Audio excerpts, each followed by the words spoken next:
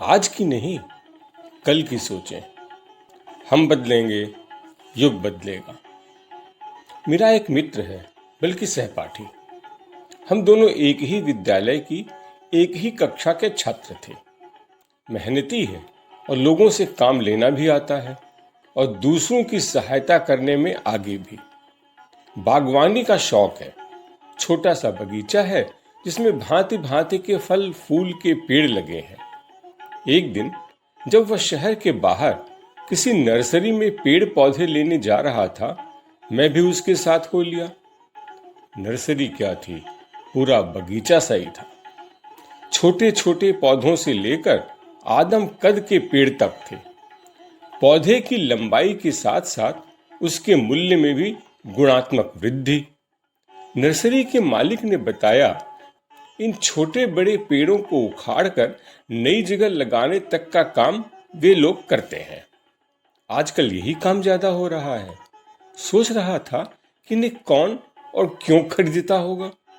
उसने बताया कि विवाह आदि के अवसर पर कृत्रिमता को वास्तविकता का जामा पहनाने के लिए ये भाड़े पर दिए जाते हैं।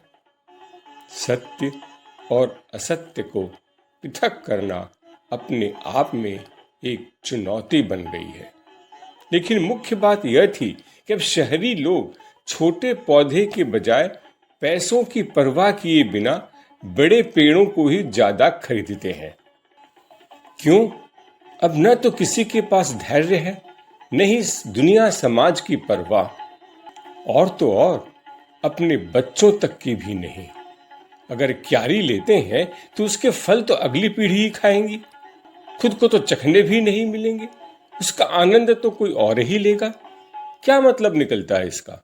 अगर मैं कर रहा हूं तो इसका आनंद भी मुझे ही मिलना चाहिए, नहीं तो क्या फायदा? इतनी संकीर्ण सोच। मैं तो बुत बना खड़ा उसकी बातें सुनता रह गया। और इसके विपरीत ये दो छोटी घटनाएं। पहला, बालमन। बालमन एक वैज्ञानिक होता है। बात उन दिनों की है जब चीनी 10 रुपए किलो थी। चाय पीने वालों के गुट में मेरा परिवार भी शामिल था। उस समय का तौल भी पक्का, सामान भी अच्छा। आज के जैसे नहीं कि अगर चीनी 40 रुपए प्रति किलो तो आधा किलो का 21 रुपया और 1 किलो का 40। यह जन साधारण के आर्थिक शोषण का व्यापारियों द्वारा अन्वेषित नई परंपरा है। मुझे रोज सुबह 1 रुपए का बड़ा सा सिक्का मिलता था।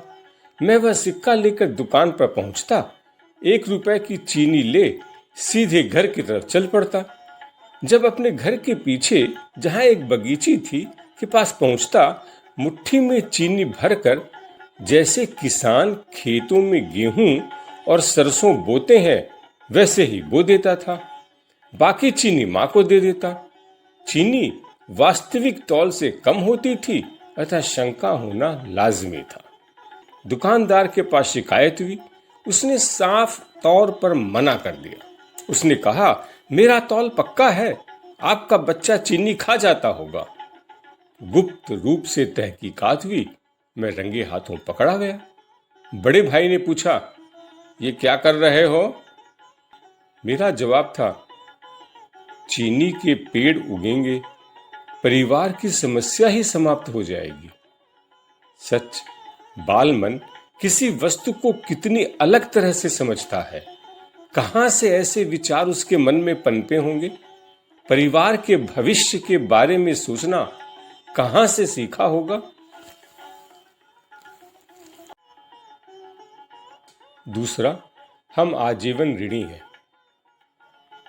सारी जमीन जायदाद यहीं रह जाएगी। धन दौलत, कपड़े गहने सब छूट जाएंगे।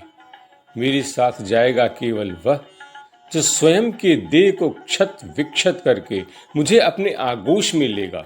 समा जाऊंगा उसकी गोद में जब इस लोक की यात्रा पूर्ण करने के बाद परलोक के लिए जाऊंगा। केवल वही मेरे साथ जाएगा। वह वृक्ष जो अपनी टहनियां देकर मेरी चिता सजाएगा और मेरे साथ साथ अपना अस्तित्व भी मिटा डालेगा, मुझे ईश्वर से मिलाने के लिए। ये विचार मेरे मन में बस यूं ही अचानक नहीं आ गए, बल्कि ये सच्चाई है हमारे समाज, घर परिवार के बुजुर्गों की दूरदृष्टि की, जिसने मुझे इन पेड़ पौधों वृक्षों के प्रति अलग नजरिए से देखना सिखाया। और इसके गवाह हैं हमारे आंगन में लगे हुए पेड़। मेरे पिता द्वारा 60 के दशक में लगाए गए आम के पौधे, जो अब विशाल काय वृक्ष का आकार ले चुके हैं, जो अब हमारे घर के सदस्य, हमारी जिंदगी का एक अहम हिस्सा हैं। वे आम के पेड़ आज भी मीठे फल दे रहे हैं, पूरे घर को छाया देकर तनकर खड़े हैं, किसी रखवाले की तरह। इस पेड़ के आम का स्वाद हमारे घर की चौथी पीढ़ी उठा रही है। कितनी दूर की सोच थी हमारे पुरखों की।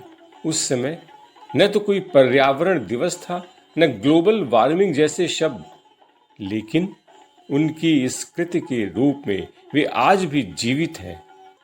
हम आजीवन ऋणी हैं उनके इस अनमोल धरोहर के, उनके आशीर्वाद के रूप में, जो हमें आज भी उनकी याद दिलाता है। वृक्षों के रूप में मिला उनका अविस्मरणीय आशीर्वाद, जो पीढ़ी दर पीढ़ी उनका अस्तित्व जीवित रखेगा। अपनी तो सब सोचते हैं, उससे 2 कदम आगे चलकर बच्चों के भविष्य की, समाज दुनिया की भी सोचिए। हम बदलेंगे, युग बदलेगा। लाइक करें, सब्सक्राइब करें, परिचितों से शेयर करें, अपने कमेंट्स ऑनलाइन दें।